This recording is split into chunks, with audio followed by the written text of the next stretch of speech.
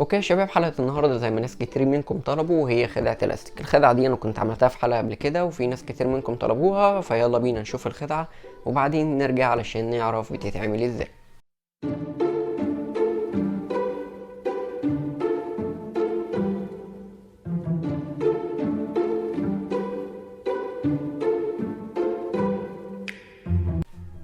اوكي يا شباب، وبعد ما شفنا الخدعة كل اللي احنا محتاجينه استيك طبيعي جدا، مفيش فيه اي حاجة، استيك طبيعي خالص بالشكل ده. كل اللي هتعمله ان انت هتمسك الاستيك بالشكل ده، تمسكه كده بين صبعك ده وصبعك ده بالشكل ده، وهتبتدي تهز الاستيك بالشكل ده. وانت بتهز الاستيك كده تستخدم صبعك الصغير ده بالشكل ده انه يدخل جوه الاستيك كده، وبكده يبقى صبعك الصغير وصبعك الكبير جوه الاستيك بالشكل ده اهو. هتبتدي تهز الاستيك كده وصبعك الصغير ده هيدخل جوه الاستيك كده. طيب دي اول مرحله كده، عندنا صباعنا الكبير وصباعنا الصغير جوه الاستيك. باقي عندنا 3 صوابع تانيين المفروض يدخلوا كمان جوه الاستيك. المرحله دي سهله كمان، كل هنستخدم صابعنا ده وصابعنا ده، هنتنيهم كده، هنتنيهم هيدخلوا جوه الاستيك بالشكل ده. اول ما يدخلوا جوه الاستيك كده هنفرد صوابعنا بالشكل ده هيبقى عندنا 4 صوابع دخلوا جوه الاستيك، وباقي عندنا صابعنا اللي في النص ده لسه ما دخلش جوه الاستيك.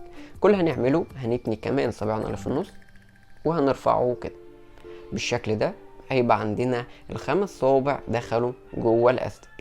طيب نشوفهم مرة تاني بشكل سريع اهو.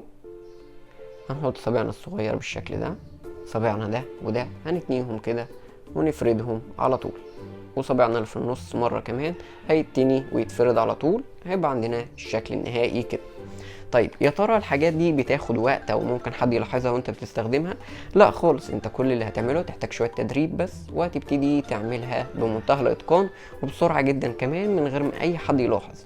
وانت بس بتستخدم ايديك، تبتدي تحرك ايدك بالشكل ده علشان محدش يعرف الخطوات اللي انت بتعملها او يلاحظ ان انت بتعمل حاجة بصوابعك. هتعمل ايدك كده وتبتدي تحركها اهو، تمسك الاستيك كده هتبتدي تحرك ايدك بالشكل ده بمنتهى البساطة.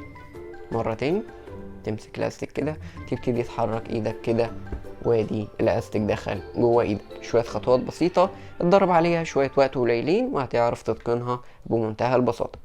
بس كده يا شباب، اجمل كومنتات ظهرت قدامكم على الشاشة، واشوفكم الحلقة الجاية ان شاء الله.